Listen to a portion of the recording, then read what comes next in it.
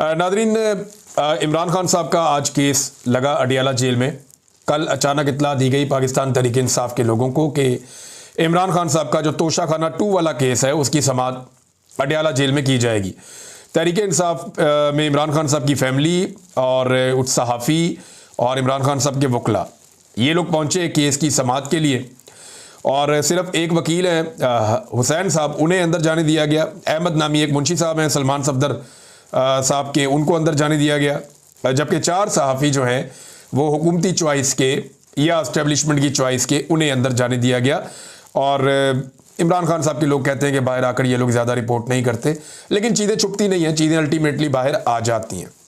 अब तक जो चीज़ें बाहर आई वो मैं आपके सामने रख देता हूँ, लेकिन मेन बात यह है कि जब भी कभी ट्रायल होता है तो एक फेयर ट्रायल के लिए ज़रूरी है कि मुलजिम के वकला वहाँ पे मौजूद हो, मुलजिम की फैमिली वहाँ पे मौजूद हो और मीडिया को उस ट्रायल तक रसाई हो ताकि उसे रिपोर्ट किया जा सके और आज़ाद मीडिया को वहाँ पे रसाई होनी चाहिए।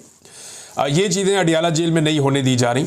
इमरान खान साहब ने अडियाला जेल से क्या कहा, ये ट्रायल की कार्रवाई क्या होनी है, वो आप सबको पता है कि इस निज़ाम ने इमरान खान को दीवार के साथ ही लगाना है। जजेस भी कंप्रोमाइज़ हैं, पूरी की पूरी अदलिया कंप्रोमाइज़ है। पाकिस्तान की तकरीबन तमाम इदारों पे इस वक्त पाकिस्तान की एस्टेब्लिशमेंट का कब्ज़ा है और उन इदारों को वो इमरान खान के ख़िलाफ़ खुले हाथों इस्तेमाल कर रहे हैं। किसी किस्म की वो इस पहले तो ये होता था ना चुप छुपा के काम डालते थे, वो नहीं, अब वो खुला के जो है वो कार्रवाई कर रहे हैं। इमरान खान साहब को फेयर ट्रायल नहीं मिल रहा। उनकी बहन ने कुछ बातें बताई हैं बाहर आकर, जो बातें उनकी बहन ने की वो मैं आपके सामने रख देता हूँ।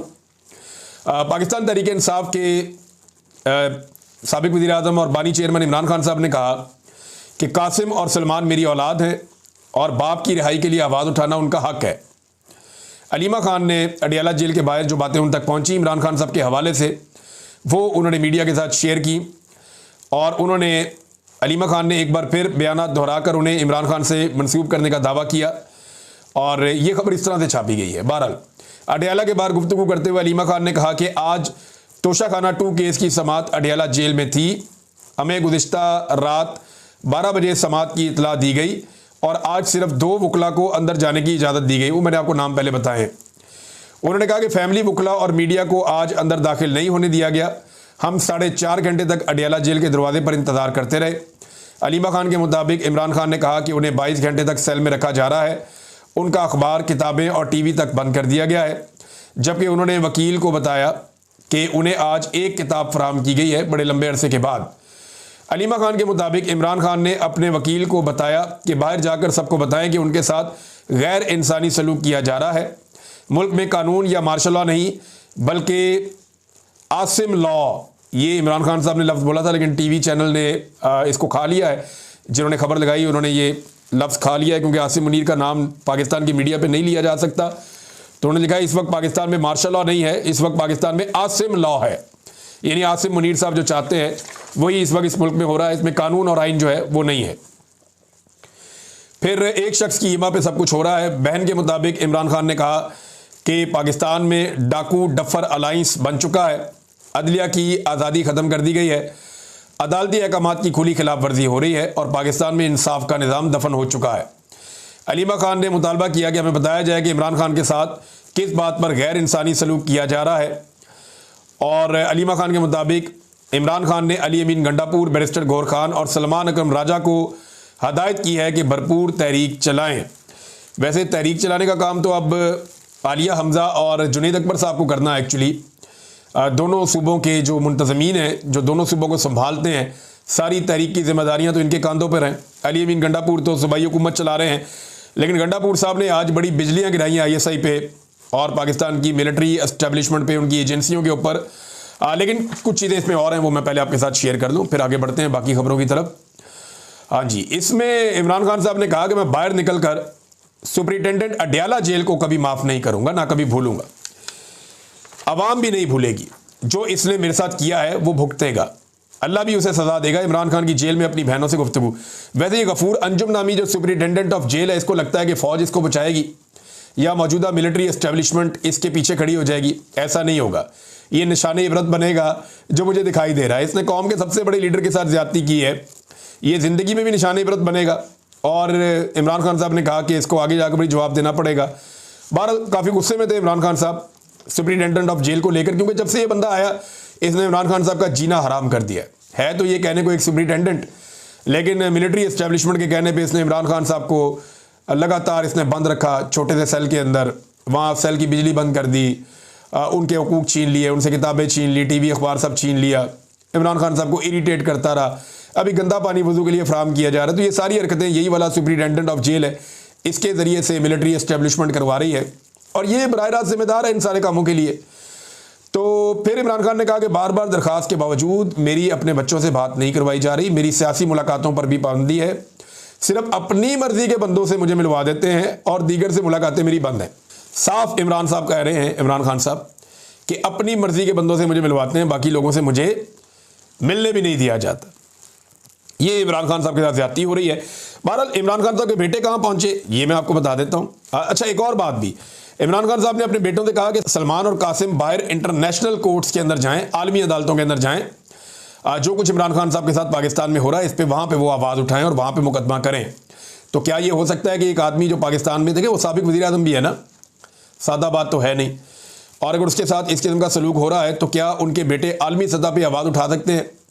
तो कुछ ऐसे केसेस हैं, कुछ ऐसी चीज़ें हैं कि आप बाहर मुल्क में रहते हुए भी पाकिस्तान में मुकदमात कर सकते हैं। जैसा कि मुझे पाकिस्तान, और मैं ये बात जो आप कह रहा हूँ जिम्मेदारी से कह रहा हूँ, मुझे पाकिस्तान तहरीक इंसाफ के कुछ लोगों ने रब्ता किया, जी हम ये चाह रहे हैं आलमी इंसानी हकूक़ की तंजीमों के साथ मिलकर कि हम कुछ हेयरिंग करवाएं, कुछ ऐसी चीज़ें करवाएं कि इमरान साहब आप आके वहाँ गवाही दें कि आपके साथ क्या हुआ। मैंने कहा जी मैं रोज़ाना अपने वीलॉग में बताता हूँ कि मेरे साथ जो भी किया ISI ने किया और आसिम मुनीर साहब के कहने पर किया। तो जब एक बात मैं अपने वीलॉग में कहता हूँ, मुझे किसी अदालत में आकर या किसी फोरम पे आकर कहने में क्या प्रॉब्लम है, मैं आकर कह दूंगा। मैंने PTA वालों को साफ कहा कि जनाब आप प्रोग्राम रखवाएं, और कोई ऐसा कोई पॉलिटिकल प्रोग्राम में तो मैं नहीं आऊँगा सियासी जमात के, हाँ, लेकिन इंसानी हकूक़ का कोई प्रोग्राम रखवाएं। कोई अगर हेयरिंग है किसी सेनेट के अंदर या किसी कमेटी के अंदर, या कोई ऐसा इदारा है जहाँ पर कोई हेयरिंग हो रही है, तो मैं ज़रूर आऊँगा। इन्होंने रखा और फिर बाद में कैंसिल कर दिया। बरतानिया में ये हुआ। मैंने कहा ठीक है, मर्ज़ी है आपकी। इसके बाद मुझे रब्ता किया गया डॉक्टरों की तंजीम से और कुछ पाकिस्तान तहरीक इंसाफ के लोगों से। उन्होंने कहा जी आप अमेरिका में आएँ, यहाँ पे जो कांग्रेस के अंदर आप आकर बताएं अमेरिकन सिस्टम को, इन लोगों को, कि आपके साथ ISI ने क्या ज़्यादती की और उसके अंदर किस चीज़ का किरदार था। मैंने कहा जी बिल्कुल मैं बता देता हूँ, मुझे क्या प्रॉब्लम है, मैं ये बातें अपने वीलॉग में कर रहा हूँ तो मुझे वहाँ आकर बताने में कोई प्रॉब्लम नहीं है। आप मुझे इन्विटेशन भेजें, मैं आ जाता हूँ। उन्होंने कहा जी बिल्कुल ठीक है, आपको एक दिन में इन्विटेशन आ जाएगा। मैंने तो 4-5 दिन बाद पूछा तो उन्होंने कहा जी 1-2 दिन में आ जाएगा। मैंने फिर दोबारा एक दफ़ा पूछा, मैंने कहा ठीक है, शायद ये भूल गए होंगे। मैंने कहा बताएं कोई आप लोग चाह रहे हैं कि मैं आके वो कोई एविडेंस दूँ, कोई गवाही दूँ? तो उन्होंने कहा जी बिल्कुल हम चाह रहे हैं। लेकिन उसके बाद फिर मुझे पता चला कि मेरा नाम बाकायदा लिखा गया और वो नाम काट दिया गया, और वहाँ पर फिर सिर्फ जुल्फी बुखारी साहब गए और उन्होंने जाके वो एक स्टेटमेंट जो उन्होंने देना था दे दिया, और उस स्टेटमेंट में भी उन्होंने मेरा नाम नहीं लिया। जबरी गुमशुदगियों के मामले में सबसे ज़्यादा देर तक मुझे जबरी तौर पे लापता रखा गया, लेकिन जुल्फी बुखारी साहब ने वहाँ पे जो स्टेटमेंट दिया अमेरिका की सेनेट के अंदर, वो कहते हैं बाद में जुल्फी बुखारी साहब ने मेरे से माजरत की। उन्होंने कहा जी मैं भूल गया आपका नाम लेना, लेकिन जो तहरीरी तौर पे हमने दिया उसके अंदर आपका नाम लिखा हुआ है, ये उन्होंने मुझे कहा। लेकिन वहाँ मेरा नाम नहीं लिया उन्होंने, और मुझे वहाँ पर जाकर बात करने की भी इजाज़त नहीं दी गई। इजाज़त क्या देनी थी, मुझे इन्विटेशन भेज देते, मैं वहाँ पर वीज़ा लेके चला जाता और जाकर वहाँ सेनेट के अंदर खड़ा होकर मैं बता देता जो मेरे साथ हुआ है। देखिए अमेरिका ये लोग क्यों जाते हैं, वहाँ जाके बात क्यों कर रहे हैं? ह्यूमन राइट्स की जो सारी बड़ी बड़ी ऑर्गेनाइजेशन हैं वो यूरोप में या अमेरिका में है, वहीं पे जाके इन्होंने बात करनी है। दूसरा, पाकिस्तान की मिलिट्री एस्टेब्लिशमेंट जो है वो कंट्रोल होती है अमेरिका से। पाकिस्तान की जो फ़ौज है, मिलिट्री एस्टेब्लिशमेंट या फ़ौजी क़यादत है, इसको अमेरिका कंट्रोल करता है, और पाकिस्तान की जो हुकूमत है उसको पाकिस्तान की फ़ौज कंट्रोल करती है। सादी बात है। अगर तो पाकिस्तान की हुकूमत के कंट्रोल में पाकिस्तान की फ़ौज होती तो हुकूमत से बात कर देते कि यार इनको मना करो, ये क्या हो रहा है। लेकिन क्योंकि पाकिस्तान की हुकूमत पाकिस्तान की मिलिट्री एस्टेब्लिशमेंट के कंट्रोल में है और पाकिस्तान की मिलिट्री एस्टेब्लिशमेंट अमेरिका के कंट्रोल में है, लिहाजा सारे जाकर अमेरिका में बताते हैं कि जनाब ये जुल्म और ये ज़्यादती हमारे साथ हो रही है, तो ये जुल्म और ज़्यादती हमारे साथ बंद करवाई जाए। बहरहाल इमरान खान साहब के बेटे वहाँ पर तेज़ तरीन मुलाकातें कर रहे हैं, और ये जबरान इलियास साहब जो पाकिस्तान तहरीक इंसाफ के, उन्होंने एक डाटा शेयर किया है और 8 लोगों के कम से कम नाम लिखे हैं जिन लोगों ने इमरान खान के बेटों से, कासिम से और सलमान से मुलाकात की है। और ये तेज़ मुलाकातें हैं, यानी वो काफ़ी तेज़ी से एक्टिविटी कर रहे हैं, सबको बता रहे हैं कि उनके वालिद के साथ पाकिस्तान में क्या हो रहा है। तो एक राय तो वो हमवार कर रहे हैं। हुकूमत इससे थोड़ी उलझन में भी है, यानी हुकूमत को इस बात का आइडिया है कि इनका अगर दाव लग गया और ये डोनाल्ड ट्रंप से मिल गए या उनकी फैमिली से इनकी मुलाकात हुई, तो चीज़ें हुकूमत के लिए उतनी आसान नहीं रहेंगी, क्योंकि कुछ वादे पाकिस्तान की हुकूमत ने अमेरिका से कर रखे हैं और वो वादे पूरे करना इतना आसान नहीं है। अमेरिका में जाकर कहना तो बड़ा आसान होता है कि हम ये भी कर देंगे, वो भी कर देंगे, वो भी कर देंगे, मादनियात भी मिल जाएगी, इसराइल वाला मामला, फलाने ढमकाने जो भी है। तो अमेरिका में जाके बात करना आसान होता है, लेकिन जब आप पाकिस्तान वापस पहुंचते हैं तो आपको आटे दाल का भाव पता चलता है, आपको आइडिया हो जाता है कि ये आसान काम नहीं है, ये मुश्किल काम है, इतने आराम से ये होगा नहीं। तो लेकिन हुकूमत के पास हमेशा याद रखिएगा, ऑफ़र करने के लिए बहुत कुछ होता है, अपोजिशन के पास ऑफ़र करने के लिए कुछ नहीं होता, सवाए इसके कि वो मदद मांग रहे होते हैं कि जी इंसानी हकूक़ की बुनियादों के ऊपर हमारी मदद की जाए, हमारे साथ जुल्म और ज़्यादती बंद करवाई जाए, पाकिस्तान में जमहूरियत होनी चाहिए, आज़ादी इज़हार राय होना चाहिए। तो वो जो एक इंटरनेशनली कुछ नॉर्म्स हैं उनको लेकर लोग दरख्वास्त वगैरह कर देते हैं। तो इमरान खान साहब के बेटों की मुलाकात के लिए दरख्वास्त की गई है कि डोनाल्ड ट्रंप से करवाई जाए या उनकी करीबी लोगों से उनकी मुलाकात हो जाए।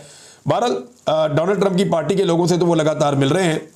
अब देखना यह है कि उनकी ऑलरेडी वो बहुत लेट है, ये काम उन्हें पहले करना चाहिए था, लेकिन पहले वो नहीं कर रहे थे। अभी जब उन्होंने देखा बिल्कुल ही अंधेरा हो गया और इमरान खान साहब को इंसाफ मिलने की उम्मीदें बिल्कुल ख़त्म हो गई हैं, तो फिर जाकर उन्होंने राब्ते शुरू किए हैं। अब मामला ये है कि एक तो तरीका ये है कि इंटरनेशनल एस्टेब्लिशमेंट जो है वो पाकिस्तानी एस्टेब्लिशमेंट पे दबाव डाले, जिनके इशारों पर पाकिस्तानी एस्टेब्लिशमेंट चलती है, और ये फिर दो नंबरी बंद कर दें, ज़्यादती बंद कर दें और पाकिस्तान की अदालतों को कंट्रोल करना छोड़ दें, तो इमरान खान साहब के केसेस ख़त्म हो गए, वो बाहर आ सकते हैं। दूसरा ये है कि पाकिस्तान के अंदर कोई बहुत बड़ा अवामी एहतजाज शुरू हो जाए, बड़ा ज़बरदस्त किस्म की अवामी तहरीक खड़ी हो जाए। इमरान खान साहब ने जब गुज़िश्ता रोज़ एक ट्वीट उनका आया और उन्होंने ये कहा कि उन्हें एहतजाज का मोमेंटम बनता हुआ नज़र नहीं आ रहा, तो उसके बाद मैंने देखा कि काफ़ी लोग ज़ोर लगा रहे हैं, अब रैलियाँ वैलियाँ निकली हैं, लोग कोशिश कर रहे हैं। लेकिन सीरियसली मैं आपको बताऊं कि हर सतह पे लोग कोशिश कर रहे हैं, लेकिन आवाम के अंदर वो वाला जोश अभी तक नज़र नहीं आ रहा जो जोश गुज़िश्ता साल अक्टूबर, सितंबर और नवंबर में नज़र आ रहा था। उस वक्त आवाम बहुत ज़्यादा चार्ज हो चुकी थी, अभी वो वाली बात नज़र नहीं। हो सकता है उससे ज़्यादा चार्ज हो जाए, हो सकता है लोग उससे बड़ी तादाद में निकल आएँ, हो सकता है लोग चीज़ें अपने हाथ में ले लें और एस्टेब्लिशमेंट को दीवार के साथ लगा दें। लेकिन जब तक ये होगा नहीं, एस्टेब्लिशमेंट जब तक इस खेल से बाहर नहीं निकलेगी, जब तक मिलिट्री एस्टेब्लिशमेंट इस गंदे खेल से बाहर नहीं निकलेगी, इमरान खान साहब को इंसाफ नहीं मिलना। ये सादी बात है, क्योंकि वो ये समझते हैं कि इमरान खान उनके लिए इस वक्त सबसे बड़ी मुसीबत है। नादरीन, एक और चीज़ मैं आपके साथ शेयर करता हूँ। ये अली अमीन गंडापुर साहब हैं और उन्होंने बड़ी ही इंपॉर्टेंट बात की है। पहले आप ये देखें कि गंडापुर साहब ने कहा क्या, पहले आप सुने और फिर मैं आपको बताता हूँ कि इसके पीछे कहानी क्या है और ये कितना संजीदा मामला है। ये आप अली अमीन गंडापुर साहब को सुने कि खैबर पख्तूनख्वा में अमन व अमान के हवाले से गंडापुर साहब ने एक APC बुलाई थी, जिसका अपोजिशन की सारी पार्टियों ने बाइकआउट कर दिया। हालांकि यही पार्टियां अभी गंडापुर के साथ जफ्फियां डाल रहे थे थोड़े दिन पहले सेनेट के इंतखाबात में इक़्तिदार के लिए, लेकिन अभी वो गंडापुर साहब से या उनकी APC से मिलना नहीं चाह रहे। गंडापुर साहब ने इसमें क्या कहा, ये चंद बातें आपको सुनवाता हूँ, फिर उसके बाद आपको बताता हूँ कि एक्चुअली हो क्या रहा है। मैंने पहले कमेटी में बात की थी और वो पूरा पाकिस्तान जान गया था कि मेरे पे रिजर्वेशन है, और मैंने बाकायदा तौर पे इसके ऊपर बात की। मुझे किसी का खौफ नहीं है, मैं किसी के खौफ के बगैर ये बात पहले दिन से कर चुका हूँ और मैं दोबारा रिपीट कर रहा हूँ कि उसके बाद हमने ऑपरेशन किए, हमने उनको इलाकों से खाली करवाया। आपने वो वीडियो देखी, वो वीडियो देखने के बाद दोबारा उन लोगों को लाया गया, दोबारा उन लोगों को जब पकड़ा गया तो हमारी ISI और हमारी MI ने उन लोगों को ऑन किया कि ये लोग हमारे लोग हैं, मेहरबानी करें, हम इनको इस्तेमाल करते हैं किसी भी काम के लिए, और उन्होंने पुलिस से उनको छुड़वाया। अब दोबारा वो लोग फिर ज्यादा हो चुके हैं, तो मेहरबानी करें अपने वर्दी वाले बंदे से अपनी जंग लड़ें। गुट तालिबानों के जरिए जो आप उनको ओन करके जो जंग लड़ने की कोशिश आप कर रहे हैं, उससे आपके दरमियान और अवाम के दरमियान एतमाद खत्म हो रहा है, आपके दरमियान और मेरी पुलिस के दरमियान एतमाद खत्म हो रहा है, आपके दरमियान और मेरी हुकूमत, मेरी एडमिनिस्ट्रेशन के दरमियान एतमाद खत्म हो रहा है। गुट तालिबान आर नॉट एक्सेप्टेड। अगर आपको उनकी जरूरत है तो उनको फौज में भर्ती कर लो, फौज की वर्दी पहना के कश्मीर में लड़ाते हो, किसी और मार में लड़ते लड़ा लो। जी नाज़रीन, आपने अली अमीन गंडापुर की बात सुनी। गंडापुर साहब ये कह रहे हैं कि हमने ऑपरेशन किए, हमने इलाके खाली करवाए, हमने कुछ दहशतगर्दों को पकड़ा, जिन्हें गुट तालिबान कहते हैं, ये भी दहशतगर्दी हैं। हमने इन्हें पकड़ा तो ISI वालों ने और मिलिट्री इंटेलिजेंस वालों ने इन दहशतगर्दों को हमसे छुड़वाया और उन्होंने कहा ये हमारे लोग हैं, हम इनसे काम लेते हैं। अजीब बात है, दहशतगर्दों से कोई क्या काम ले सकता है? यानी पाकिस्तान की इंटेलिजेंस एजेंसीज, पाकिस्तान के एक सूबे का जो आईनी सरबराह है वो ये कह रहा है कि पाकिस्तान की जो इंटेलिजेंस एजेंसीज हैं वो दहशतगर्दों से काम लेती हैं, और जब दहशतगर्दों को पुलिस गिरफ्तार करती है तो आईएसआई और मिलिट्री इंटेलिजेंस ये आकर दहशतगर्दों को छुड़वा लेते हैं, यह कहकर कि हमारे बंदे, इन्हें छोड़ दें, इनसे काम लेना है। अब सवाल ये पैदा होता है कि सियासतदानों से काम लेती है मिलिट्री एस्टेब्लिशमेंट, जजों से काम लेती है मिलिट्री एस्टेब्लिशमेंट, सहाफ़ियों से काम लेती है मिलिट्री एस्टेब्लिशमेंट, मौलवियों से काम लेती है मिलिट्री एस्टेब्लिशमेंट, पुलिस से काम कौन लेता है? Military establishment. ब्यूरोक्रेसी को कौन इस्तेमाल करता है? Military establishment.